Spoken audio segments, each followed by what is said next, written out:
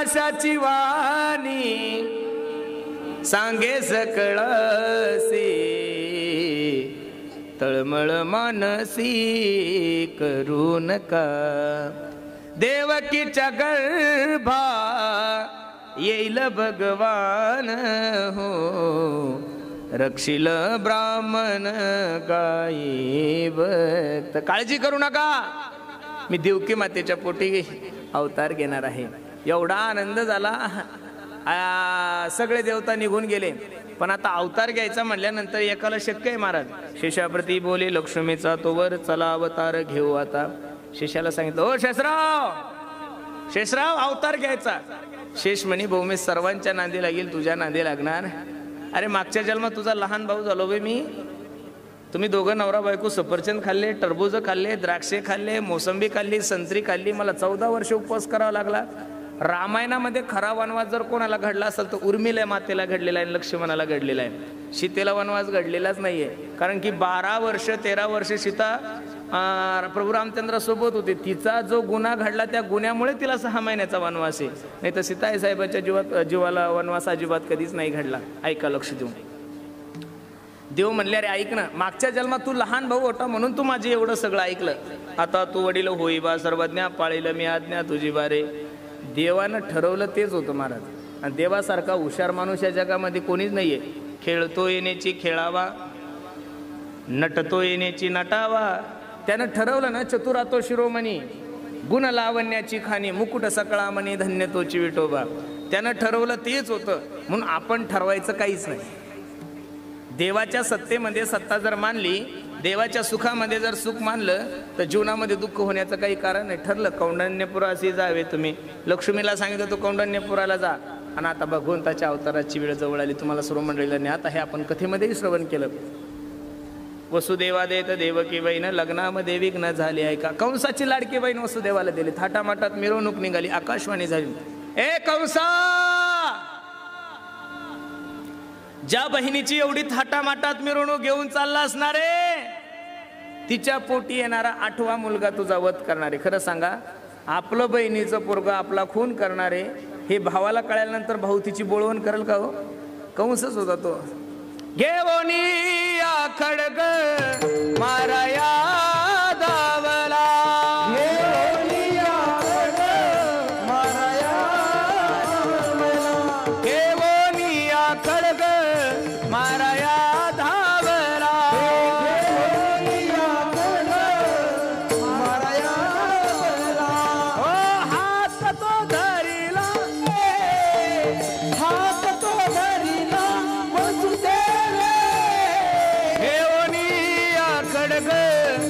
माराया दावला घेवनिया खडग मारा या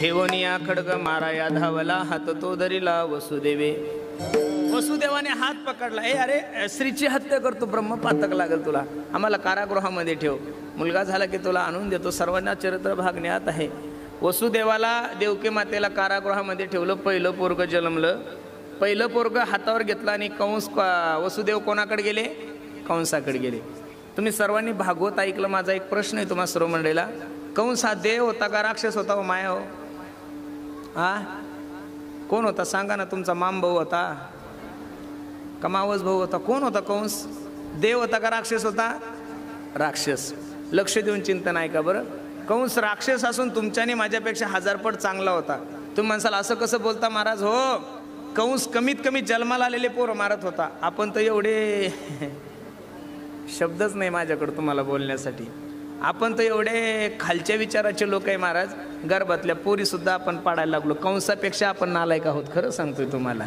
प्रत्येकाला असं वाटतं की मला मुलगाच पाहिजेत मुलांनी काय दिवे लावले आतापर्यंत मला काही कळलं नाही तुम्हाला दशरथ माहिती आहे का तुमच्या मोर्शी तालुक्यातला नाही प्रभू रामचंद्राचा बाप दशरथ 4 पोरं होते दशरथाला किती मुलं होते राम लक्ष्मण भरत आणि शत्रुघ्न 4 पोरं असून दशरथासारख्या बापाला जर पोरांनी पाणी पाजलं नाही तर आजकालच्या दशरथाने अपेक्षाच करू नका पोरं आपल्याला पाणी पाजलं म्हणून म्हणून माझी विनंती तुम्हाला, मुलाची हत्या करू नये हे ज्ञान तुम्हाला एका राक्षसाने दिलंय माणसाला, एवढं जरी कळलं तरी खूप झालं महाराज.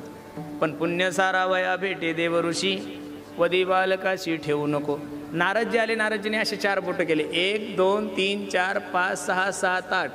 अरे वेड्या, इकडचं मोजलं की इकडचं आठवतं आणि इकडचं मोजलं की इकडचं आठवतं. देव आहे बरं तो, चतुरा तो, शिरोमणी आहे तो कधीही जन्माला येऊ शकतो. आता विनाशकाले विपरीत बुद्धी, कारण याचं पाप भरल्याशिवाय भगवान परमात्मा अवतार घेत नव्हते. म्हणून पहिलंही मारलं, दुसरं मारलं, 6ही मारित दुराचारी, 7 वाजो गर्भ योग मायाने तर आश्चर्य करीत जगा माझी. आणि आता 8व्याची तयारी सुरू झाली महाराज. जगाचा मालक देवकी मातेच्या गर्भामध्ये स्थानापन्न झाल्यानंतर महाराज नामदेवराय वर्णन करतात, देवकीचे तेज दिसे जैसा सूर्य, कंसाचे हृदय जळतसे.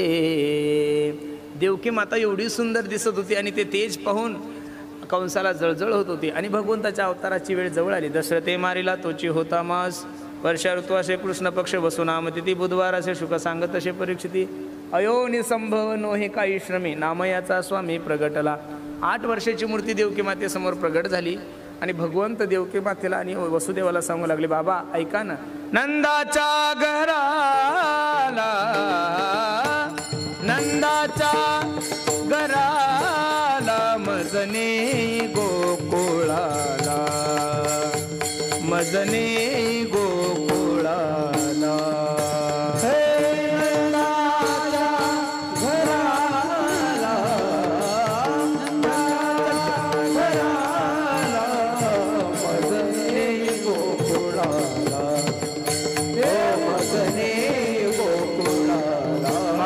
घराला मजनी गोकुळाला, उचलीला कमळापती, पायीची बंधने रडती. रडायला लागली देवकी माता, सोडा सोडा मिठी, लपवा लपवा जग जेठी, जनी कंसासी कळेल माझ्या बाळासी मारेल. अहो पतिदेव, माझ्या पोराला वाचवा हो. 6 मारले त्या नराधमाने. देव म्हणले, काळजी नको करू ग माय, त्याचं तेरसं खाल्लेलं आहे मी, तो मला काय मारणार आहे. भगवंताला उचलीला कमळापती, पायीची बंधने गळीती. आणि गोकुळामध्ये भगवंताला नेऊन ठेवलं आणि मायेला घेऊन आले. रडे माया करिया कांत, नामा म्हणे उठते दूत. 8वा जन्माला आला म्हणून कंस धावत पळत गेला. कंसाने बघितलं मुलगी आहे, त्यात 6 मारले, त्या ठिकाणीला मारणार हातातून सटकले आणि सांगितले, ए कंसा, तुझ लागी वधी उपजला मज आधी. आणि कंसाचं चरित्र थोडं बाजूला ठेवू आपण, आता थोडं गोकुळामध्ये येऊ. वयाच्या 65व्या वर्षी नंदबाबाला मुलगा झाला होता. कितव्या वर्षी झाला होता? काल आपण कथेमध्ये गवळण म्हणली ना, गवळण मलती हो मनती गवळणीला, पुत्र झाला यशोदेला, एक धावती की पुढे, ताटी वाटी सुंटवडे, वान घेवोनिया ताटी नंदा, घरी झाली दाटी, सुयनीची गलबला झाली दासी, जनी हेल घाली. जिकडं तिकडं आनंद आहे, गोकुळीच्या सुका अंतपार नाही लेका. बाळ कृष्ण नंदा घरी आनंदल्या नरनारी, गुडिया तोरणे करती कथा, घरोघरी झाला लक्ष्मीचा तो वास, चिंता ती पळाली गोकुळा बाहेरी, प्रवेश वितरी केला देवे. जगाचा मालकाचा आनंद जिकडं तिकडं जे जया पाहिजे रे ते आहे रे. कोणी अन्नदान करतंय, कोणी गाईदान देतंय, कोणी वस्त्रदान, कोणी सुवर्णदान, कोणी चांदीदान. नंदबाबाच्या तिथं सुंदर असा उत्सव चालू आहे. पण एकीकडं सुख आहे, एकीकडं दुःख आहे. कृष्ण गोकुळी जन्मला, दुष्टा चळका पसुटला. कंसाने मीटिंग भरवली, पहिलं पुतनेला पाठवलं, पुतनेचाही उद्धार केला. आपण भागवतात ऐकलं. माबळ भट्टही मारला. आता बघता बघता जगाचा मालक थोडा मोठाही झाला, रांगायलाही लागला. रांगत असताना कालही आपण वर्णन केलं, तळवे तळ हात टेकीत, डाळ गुडघ्याने रांगत, रंगली रंगनाथ तो म्या देखिला से, गवळण जसवंती पै सांगे, आलिया कृष्णाची नी मागे, येणे येणे ओ श्रीरंगे नवनीत माझे बक्षिले, येणे माझे कवाड उघडिले, येणे शिंके ओ तोडिले, दया दुधाचे बक्षिले ओलांडिले ताकाते, ऐसे जरी मी जाणते यमुना पाणी आणत जाते, धरुणी कृष्णासी बांधिते शिक्षा लाविते गोविंदा. रांगता रांगता जगाचा मालक थोडा मोठा झाला, गल्ली पोळीत फिरायला लागला. सर्व गोपाळांकडे पाहिलं. गोपाळांना प्रश्न केला, हे पोरांनो, आपल्या गावामध्ये एवढं दही दूध तूप लोणी असताना तुम्ही असे वाळून का गेले? पोरांनी सांगितलं, देवा जेवढं दही दूध तूप लोणी तेवढं सगळं डेअरीला जातं रे, डेअरीला काही राहत नाही. मग भगवंताने एक पक्ष स्थापन केला. त्या पक्षाचं नाव आहे माखन चोर मित्र मंडळ. अध्यक्ष भगवान, उपाध्यक्ष बलराम दादा आणि सचिव पेंद्या. ट्रस्टीतले हे 3 खाते खूप महत्वाचे असतात बरं बाबा. अध्यक्ष, उपाध्यक्ष आणि सचिव. सचिव बहुतांशी साधा दिला पाहिजेत, नाही तर सचिव अध्यक्षाची सही करून कधी पैसे काढाल काही सांगता येत नाही. पण अख्ख्या ट्रस्ट बरबाद केल्या काही सचिवांनी काही यांनी. म्हणून माझी विनंती तुम्हाला. पेंद्या म्हणला, का रे देवा चोरी करायची म्हणल्यानंतर मग काही AK-47 काही गुप्त्या काही चकवा आहे तसलं काही आणायचं नाही. वस्त्रकाळ माती घेऊन यायची, सराट्याचा काटा घेऊन यायचा, दगड घेऊन यायचे, काठी घेऊन यायची. पेंद्या म्हणला, देवा तू पागल झाला का बे? गोळ्या बिळ्या संपल्या का तुझ्या? चोरी करायला चला, माती काय करायची? अरे आपण जर एखाद्या गवळणीच्या घरी गेलो, दही दूध तूप लोणी खाल्लं आणि तिला जाग आली, ती जर आपल्या पाठीमागं लागली, आपण काय करायचं? माती घ्यायची, तिच्या डोळ्यात टाकायची, ती डोळे चोळत बसल, आपण पळून जायचं. पेंद्या हुशार होता, सचिव होता ना तो. पेंद्या म्हणला, हे देवा, आणि ती जर चष्मा घालून आहे. पेंद्या म्हणे, देव म्हणे, हे बघ तू जास्त बोलू नको. मग सराट्याचा काटा आहे तो खाटा खाली टाकायचा, तिच्या पायात मोडल, ती काटा काढेपर्यंत आपण निघून जायचं. पेंद्याने परत प्रश्न केला, आणि ती जर सँडल घालून आली तर?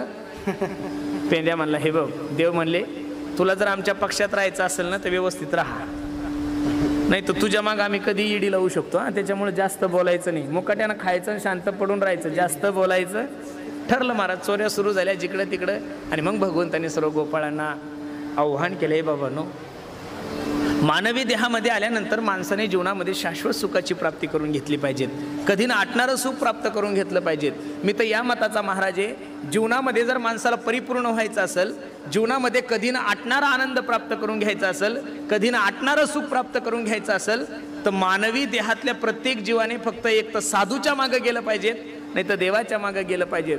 आणि अभंगामध्ये तुकोबराय आव्हान करतात, याल तरी यारे लागे, ओ याल तरी यारे लागे, तरी यारे लागे,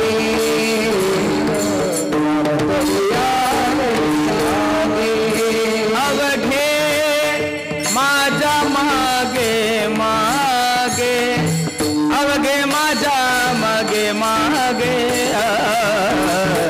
अजी देतो पोट भरी,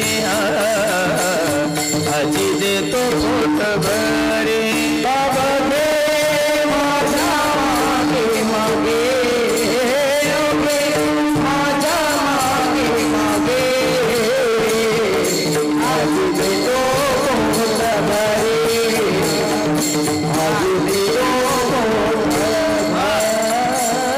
भरी. देवाच्या बोलण्यामध्ये आणि साधूच्या बोलण्यामध्ये जमीन आसमानचा फरक आहे बाबाजी. देव ज्यावेळेस बोलतो त्यावेळेस गरज नसल्यासारखं, याल तरी या, तुम्हाला गरज असेल तर या. साधूचं बोलणं वेगळं आहे. साधू सांगतात की लागोन या पाया. साधूच्या बोलण्यातली प्रेम बघा, लागोन या पाया विनवितो तुम्हाला, करे टाळी बोला विनवितो सकळ जना, कर जोडून थोर लहाना, दान इतुले द्या मजदिना, म्हणे तुकया बंधू राम मनागा. साधूचं बोलणं हे आईचं बोलणं आहे, आणि देवाचं बोलणं आहे बापाचं बोलणं आहे. गरज असेल तर ये, नाही तर काही घेण दे नाही. याला तरी या रे लागे, माझ्या मागे या. आणि एकदा का आले ना, आजी देतो पोट भरी, पुरे म्हणाल तो वरी. विषयाचा आनंद घेऊन आतापर्यंत कोणी तृप्त झालेलाच नाहीये महाराज. खरं सांगू का तुम्हाला, काही काही संप्रदाय भोगातून त्यागाकडे, येशो म्हणून तो आहे ना आपला, त्याच्या संप्रदायाची पद्धत अशी, सिम्बॉलच असा आहे, भोगाकून समाधीकडे. भोगाकून मनुष्य समाधीकडे जाऊच शकत नाही. कसा जाईल महाराज? अजिबात नाहीये.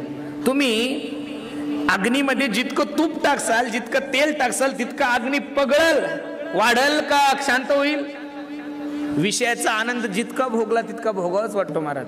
सकाळी खाल्लेली भाजी संध्याकाळी नाही. तुम्ही दररोज जेवण करता तरी जीव वाटतच का नाही होतो मला.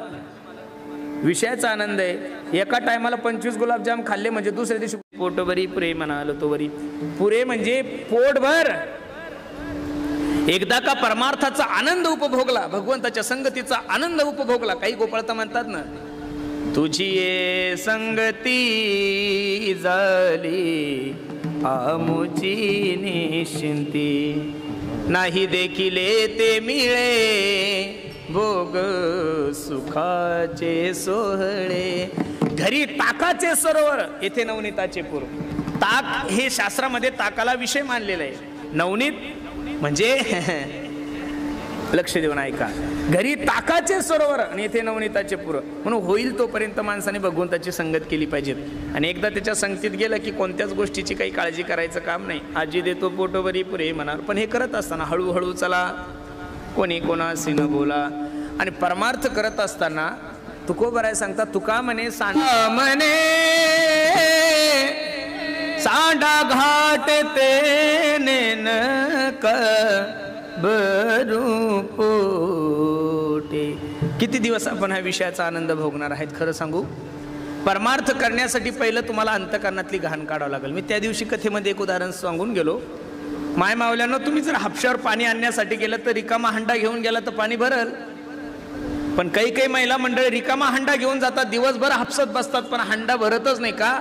त्या 150 आणे असतात, हंडा उबडा ठेवतात. तुम्ही किती कीर्तनकार खाल्ले आतापर्यंत? बाबा बाबा बाबा बाबा 31 गुणिले 7 किती झाले बाबा? किती महाराज लोक हिंदी भाषिक खाल्ले, जिल्ह्यातले खाल्ले, जिल्ह्यातल्या बाहेरचे खाल्ले, उत्तर प्रदेशचे खाल्ले. सगळे महाराज लोक इथं येऊन गेले. आता एवढे रती महारथी येऊन गेले. माझ्यासारख्या लेकराकडून काय होणार आहे तुमच्यावर? महाराज असा गिळून जरी घेतला अक्षरासारखा तर काय फायदा आहे? कथा ही तुमच्या आणि माझ्या जीवनाला आदर्श देणारी भागवत कथा आहे. परमार्थामध्ये आल्यानंतर माणसाच्या जीवनामध्ये काहीतरी चेंजेस झालं पाहिजे. तो कथा एवढा मोठा 10-15 लाख रुपयाचा खर्च केलाय तुम्ही, तर कमीत कमी या कथेमधून 100 माळकरी व्हायला पाहिजेत ना हो बाबा. कमीत कमी 50 मुलांनी तरी दारू सोडली पाहिजेत. कमीत कमी 25 मुलांनी तरी गुटखा खर्रा खाणं सोडलं पाहिजेत. तरीच भागवत कथा आहे. नाही तर मग कहा गए थे तो कहानी और क्या लाया तो कुछ नाही है. असं करून काहीच फायदा नाही. म्हणून जोपर्यंत अंतकरणातला मळ, अंतकरणातले विकार नष्ट होत नाही, तोपर्यंत जगाचा मालक तुमच्या हृदयात स्थानापन्न होणारच नाही. एक सांगू का महाराज तुम्हाला? लक्ष देऊन ऐका. काला काला म्हणजे नेमकं आहेच काय हो? एखाद्या कीर्तनकाराने उभं राहायचं, फेटा बांधायचं, कंबर बांधायचं आणि तुम्हाला 1-1.5 तास कीर्तन करायचं, याला काला म्हणतच नाही. काला या शब्दाचा सर्वात महत्वाचा अर्थ असा आहे, सर्व जाती धर्मातले लोक एकत्रित येऊन. का लोक जातीवाद करतात काही कळत नाही बाबा मला. मी मारवाडी आहे, मी माळी आहे आणि मी पाटील आहे. काही जन्माला आल्यानंतर तुझ्या बापाने शिक्का दिला होता का तुझ्या पाठीवर? तू माळी आहे, तू पाटील आहे, तू मारवाडी म्हणून. बाबाची पुण्यतिथी करताय तुम्ही. त्या बाबाची जात तुम्हालाही माहित नाही, मलाही माहित नाही, तरी सर्व जाती धर्माचे लोक येतात ना बाबा इथं. जातीवर साधू नसतो ठरत. जात पोरगी करताना करत पाहत असते, जात लग्न करताना पाहत असते, जात निवडणुकीला असतं. परमार्थामध्ये कोणत्याही प्रकारची जात नाही. अरे हा संप्रदाय एवढा महान आहे, या संप्रदायामध्ये पांडुरंगाचं दर्शन घेण्याच्या अगोदर पहिलं माझ्या चोखोबरायचं दर्शन घ्यावं लागतं. या संप्रदायाने दिलेला हा तुम्हाला मोठा आदर्श आहे. दुसरं दर्शन माझ्या नामदेवरायचं घ्यावं लागतं. याच्याही पुढे जाऊन सांगू का महाराज तुम्हाला? पांडुरंगाच्या गाभाऱ्याच्या अगोदर एका मायमाऊलीची समाधी आहे. पांडुरंगाच्या गाभाऱ्याच्या अगोदर एका मायमाऊलीची समाधी आहे. त्या समाधी कान्होपात्रेची आहे, एका वेश्येची मुलगी आहे. एक सांगू तुम्हाला, वेश्येच्या मुलीला जर हा संप्रदाय खांद्यावर घेऊन चालतो, तो संप्रदाय जातीवाद करल तरी कसा. मी नारदाच्या गादीवरून सांगतो तुम्हाला, महादेव महाराजाच्या दरबारामध्ये तुम्ही बसलेले आहात. तुम्ही जर धर्म कार्यामध्ये जातीवाद करत असाल तर लिहून ठेवा महाराज.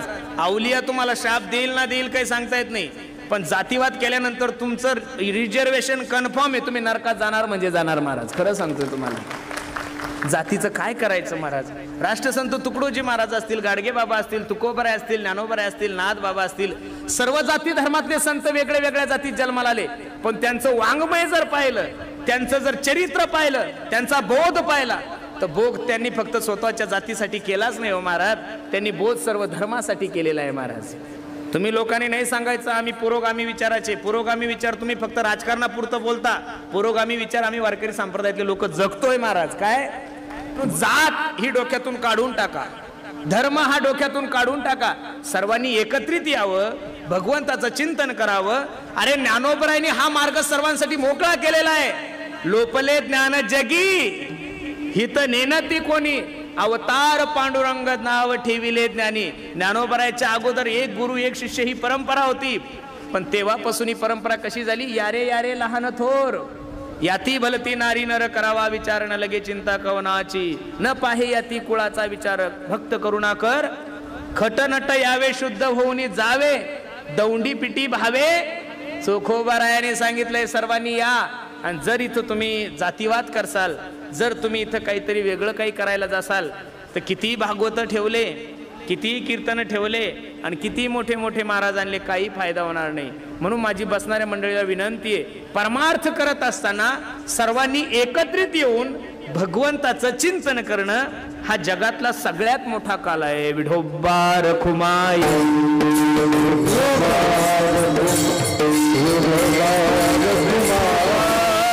केली मात, मुखासी मुख चुंबन देत, गळ्यामध्ये हात घालीत, दरु जाता सापडेना. यशोदे बाळ तुझा काना, कोटवर सोसू धिंगाना. तिसरी आली धावोनी मने ग बाई, काय केली करणी. पतीची दाढी माझी वेणी दोहीसी, गाठ देवोनी गाठ बाई कोणासी सुटेना. यशोदे बाळ तुझा काना, कोटवर सोसू धिंगाना. अनेक प्रकारच्या खोड्या केल्या. काही गवळणी यशोदेकडे गेल्या, यशोदे तुझ्या पोराला समजून सांग, बाळ सगुण गुणाचे ताने ग, बाळ दिसते गोजिरवाने. काय सांगता कराने ग गोकुळच्या नारी. सावळा गी चिमणा माझा, गवळणीत केळे राजा, तुम्ही मोठ्या ढाल गजागे गोकुळच्या नारी. अनेक गवळणीने अनेक प्रकारच्या खोड्या सांगितल्या. त्या गोकुळामध्ये एक बोबडी गवळण होती. कोणती होती? बोबडी गवळण. ती बोबडी गवळण बरोबर 11:15 वाजता मंडपात आली आणि यशोदेला म्हणू लागले, काय सांगू तू ते बाई, काय सांगू तू ते, काय सांगू तू ते बाई, काय सांगू तू ते बाई, काय सांगू तू ते,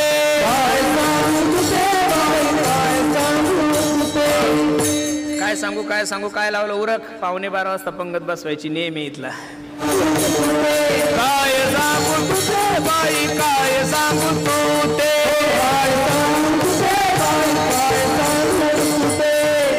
अशा अनेक प्रकारच्या खोड्या केल्यानंतर यशोदेला कळालं आपलं पोरग डांबरट आहे, आता त्याला घरी ठेवायचं नाही.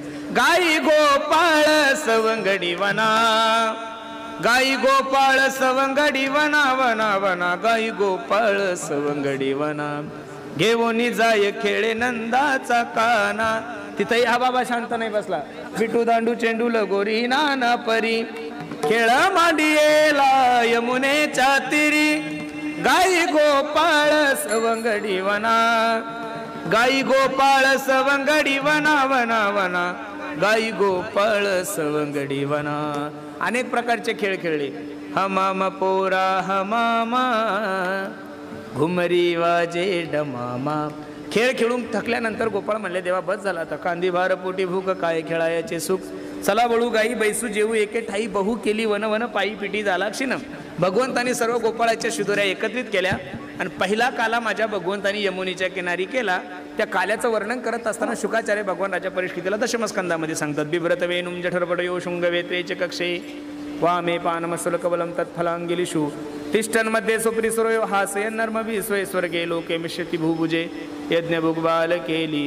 गोपाल कृष्ण भगवान की जय, गोपाल कृष्ण भगवान की जय, गोपाल कृष्ण भगवान की जय. तोच काला माझ्या महादेव महाराजांच्या कृपेने गेल्या 31 वर्षापासून आपण एवढ्या आनंदात साजरा करतोय. म्हणून त्या साधू संतांचं भजन. ज्ञानेश्वर माऊली,